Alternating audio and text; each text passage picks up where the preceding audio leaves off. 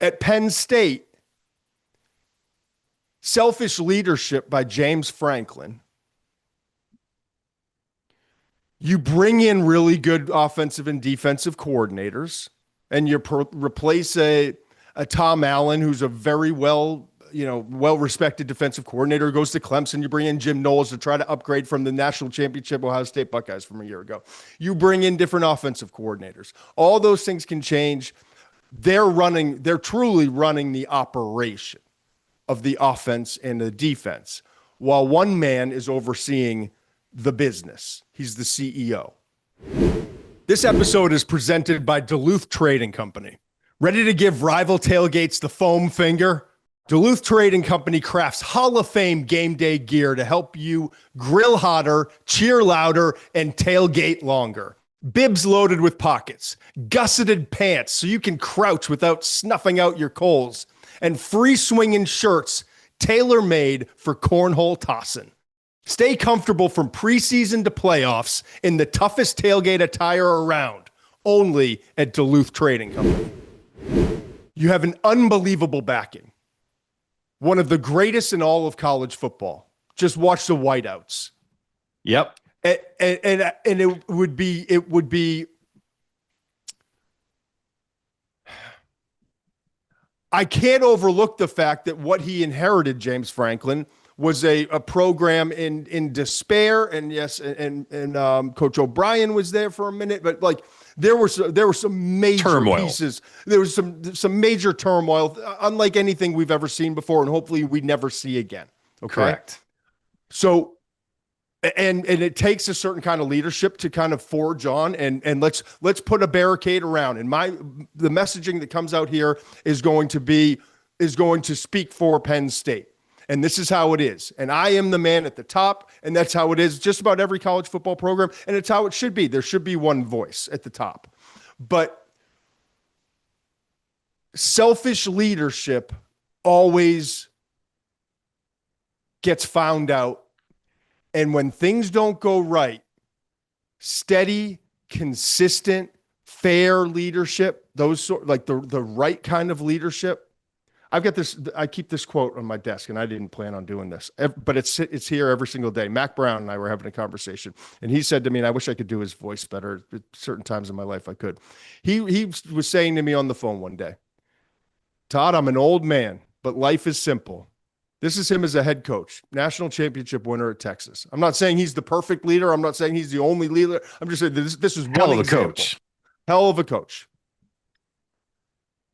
I'm an old man, but life is simple. Be fair, be consistent, and do the right thing. And he went on to talk to me about what the right thing is by your players, for your program, for everyone in your program. And oftentimes the right thing maybe isn't the best thing for you. Maybe doesn't make you the shining beacon all the time. Maybe it's about self-sacrifice. There's a lot of different. I graduated from the Jepson School of Leadership. Does that make me any better than leadership coming out of University of Richmond than somebody else? No, but I know different forms of it. I had to learn it as part of a major in a program. So when I tell you selfish leadership eventually gets found out, and it gets found out in different forms, and there could be a mutiny on a ship, or when things don't go the way they're supposed to, even though everything worked for you. Yes, you lost Tyler Warren. Yes, you lost Abdul Carter. They're kind of generational college talents at their respective positions. I understand that. But your quarterback came back, and you decided that quarterback was better than Pribula. Bo Pribula. Thank you. Gosh. Yeah. You decided that as an organization, and that's okay, but that's what you decided. And more importantly, you got your best two running backs back. You got a pretty much a veteran offensive line back. You had all those players come back on the defensive side. You chose Jim Knowles. You chose Andy at the offensive coordinator position. You made these decisions. Things start to not go right, and you lose that one game. Players aren't stupid, man, even when they're 18 to 22 years old.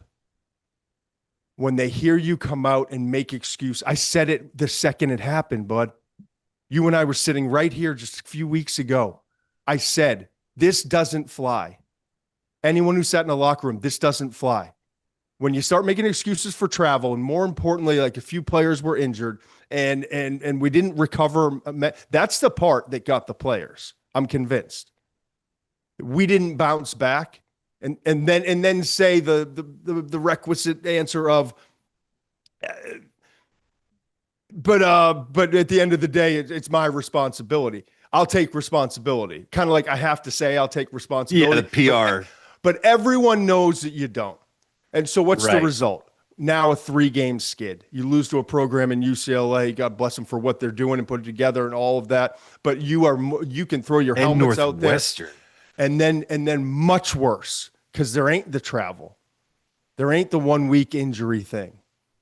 There ain't the hangover from a week before. Yeah, you need a win. This is like backs against the wall. And if you, as a leader, are fair, are consistent, and you're doing the right thing day in and day out, this is not the response you're getting from a bunch of guys that are all going to go on to play in the NFL because they're that talented.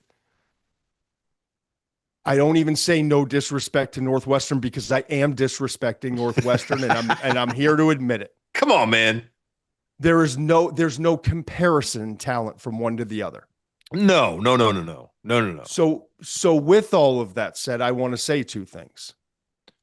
I think now leadership above the head football coach at Penn State needs to step in. They need to step in because it's what's right for these players. Let these players go play free for the last 8 games of their careers in some cases. Let these guys see new leadership and let the program, the players in the program and the people working hard every single day in the program see that there's leadership above the leadership that they've had to answer to that's been selfish leadership for so long, that's going to step in and say, you know what, we know what's going on here isn't right, and we're going to fix it now, even though it's not going to save this season. Right. It's good for recruiting, and you could get started on the next head coaching and all of that stuff. But to me, this is about the players now. And there are some players in that locker room, don't get this twisted, that are going to have to answer some really tough questions when it comes to the NFL draft when they start talking to scouts and sit down in those meetings in Mobile, Alabama, or at the East-West Shrine game, and especially at the Combine and the one-on-one meetings and all those things. What the hell happened? Right. He didn't go on the field with you. Yes, you are responsible for your own tape too, man. You're responsible for your own play, and that's going to be the thing that comes in. So I'm not giving anyone a pass here. I'm just saying this is what happened. I've been warning people about this for a while. I know. It came to fruition. Before this year, I think. I'm not going to, yes, before this year. And I'm not going to shut up now. But I'm also not going to beat a dead horse. But I'm telling, if anyone at Penn State has the ear of anyone of the top 2 or 3 people or whatever committee or group it is that helps guide this decision, fire James Franklin tonight. Yeah. Don't let him back in the building next week. Don't let this drag out. It's not fair to these young men who have worked their asses off for this school and for everybody else around it. So that's my first thing. And then my really second quickly, thing let me just say this to back up what you're saying. The way I see it is they need to hit the release on that pressure valve. And the only way you're going to do that is by severing your ties with James Franklin, because then those kids are no longer feel like they're fighting for this coach, which I think is really misguided at this point. This episode is sponsored by American Eagle. So it's official. American Eagle just launched their exclusive limited edition collab with True Colors by Travis Kelce. And we could not be more excited to check it out. From sweater polos to loose and baggy pants to comfy sets, there's literally something for everyone. They also dropped a handful of incredibly comfy graphic tees that you can easily wear on repeat with relaxed cargos or with jeans. If you're a huge fan or just love the collab, shop the first drop now before it's gone.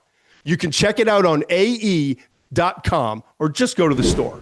You know, there might be players on that team who are thinking to themselves, and God bless them, if we play better, I can save my coach's job, or I can do this, or I can do that. And the reality is, maybe I'm crazy. I just don't see any scenario where James Franklin, even if he wins out, is somehow able to keep that job. It's just that bad now.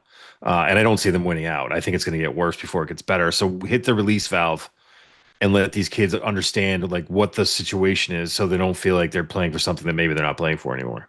And I do think it's important for us to note as guys who cover the NFL draft and the, kind of the home base for what we do. That Drew Aller, it was, I guess you get Brutal. to this point. Yeah, Drew Aller is lost for the season. James Franklin announced that at the press conference right after the game. I guess you get to this point in the situation, and then you start kind of second guessing and like, why did we have to announce that? Does that make him? Is that allow? And maybe I'm totally off base, and it really has nothing to do with anything I'm saying. But even when I see him come out in the post-game press conference to like, does that distract what's really going on a little bit? Does that allow him to say, well, I got fired in the year where I lost my starting quarterback who's going to be drafted and all this sort of, I don't know. But at the end of the day, I feel terrible for Drew Aller. And while I don't think his tape's as good as some other NFL scouts I talked to and some other people who are part of the national and Blesto lists in the preseason, all those sorts of things, and some other analysts from different networks and all of that, I don't view him as highly as everyone else does. It seems. Yeah. I still respect the hell out of the young man. Yeah, and he's also a young man that needed to be, and we'll see. It seems like it was serious. It seems like it's a serious injury, and he's a person who needs to be at the Senior Bowl or the East-West game. He needs to be as involved in that pre-draft process as possible. And if this is something that prevents him from doing that, I mean, it's just brutal to have that kind of a year and then not be able to go down there or to one of these all-star games and really show what you can do, maybe in a different situation. And I don't think there's, I don't know, and we'll get more information. I saw even like Schefter right. I don't know either. I don't know if there's a potential for him to maybe get some sort of medical red shirt from the NCAA or.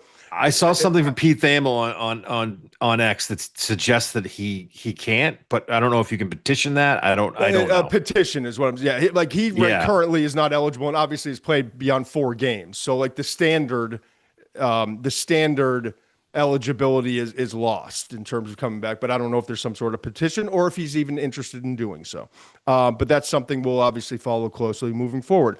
But I do want to stay on this, and I'm going to put the cart before the horse here, and I'm okay with it. And I will let you know right now when I'm done making this quick statement and mention I talk about it, we will transition into Indiana, Oregon, and then we'll come back to Texas OU. Okay, it's just how this thing's laying out. Okay.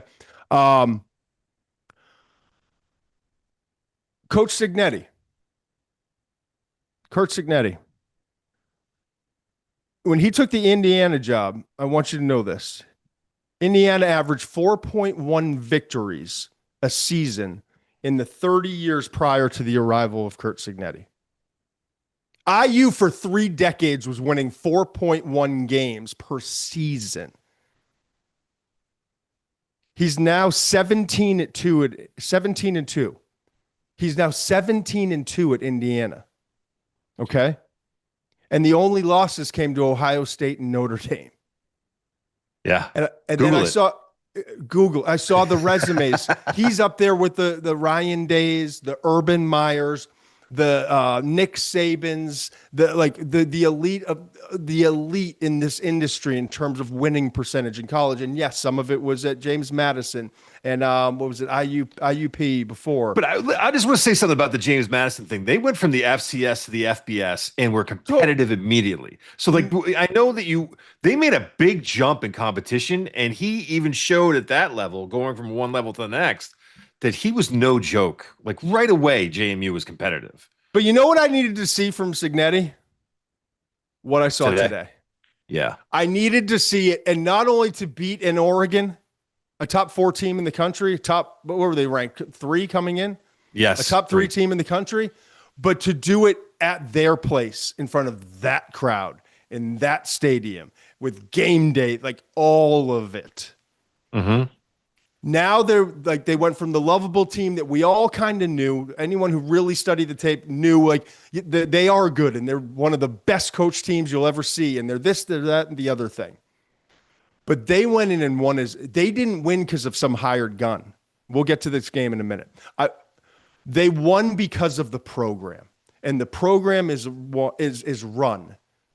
Indiana is run by a leader who believes, like at his core, like deep in his soul, in what he's doing, and isn't afraid to tell you sometimes. And I'm telling you, he's a different cat, and he's not for everybody. Yeah, he is. And we know people who have worked with him and around him and all that stuff who are like, you learn to love him, but my gosh, there's a curve because he's so different than everybody else, and like the shucks or the this, or like there's certain kinds of leaderships that we're used to seeing from high level college football coaches. He's not any of that. So it's a new ride for all of us to get to kind of know who this cat is. But Curt Cignetti is a winner, and his program, and he gets the buy-in. And so what I'm telling you here is, if I'm Penn State and I'm the people at the very top, I'm firing James Franklin in the next 24 to 48 hours, and I am making my only priority until it's absolute, until there's no more brush fires out there, until I've tried every single different way. And if it becomes extinguished, then it's extinguished and you move on. I am bringing in Curt Cignetti. And I also know this on good authority. And there's some things I tell you that I can't tell you where they come from. And I'm not trying to start stuff up. I'm just saying, I don't think he wants to leave Indiana. I think he's thrilled with Indiana. I think he wants to take this Indiana program and shove it up everyone's ass. I think that's just in his I do. I think that's part of his DNA, Mensch. It's awesome. I know it's I hear you. I think he is IU to his core, from they gave him a chance, and he's going to. They identify with one another. They're both the programs that were overlooked, the coach that was overlooked. I think, yeah, I hear you. But we all have a weakness. We all have, there's a certain sweet out there. There's a drug. There's an alcohol. There's whatever. I could go on and get myself. Everyone's got one. Yep. Everyone's got it. And Penn State might be. So I'm exploring. Might be Cignetti's weakness. Is what you're saying. Correct. Yeah. It might be his soft spot. I hear you. I think you're right. I think anyone. I don't think I'm right. Well, I think you're right. I think any program that has an opening at a Penn State level should be looking into Cignetti. That's a no-brainer to me. I do feel bad for the Indiana fans tonight who have to listen to you talk about this, though. So my other advice, can't even enjoy it for a night, McShay. So my other advice is, if I'm Indiana, folks, this program is going to make you so much damn money. Yeah, pay him. Give him whatever he wants. Because remember, the Bobby Knight stuff, and I know this is in Indiana, and French Lick and Larry Bird and all the stuff, and the grass basketball courts and the shitty hoops. I love it. But you can be this too, and this makes mo money. Yeah. Yeah. And I mean, you could have a ride with this guy for a couple of decades. Dude, Aiden Fisher, the linebacker, talented linebacker, was in the post-game press conference saying, "This is why you come to Indiana." That is so alien to me. Alien. The idea that an Indiana football player is talking about, this is why you come to Indiana, is to go to beat Oregon on the road. I mean, but that's how they see it. And it's not only that's how they see it. They believed in it before any of us. I can speak for myself, before I believed it, but they've backed it all up. They've backed it all up, man. That was so impressive today.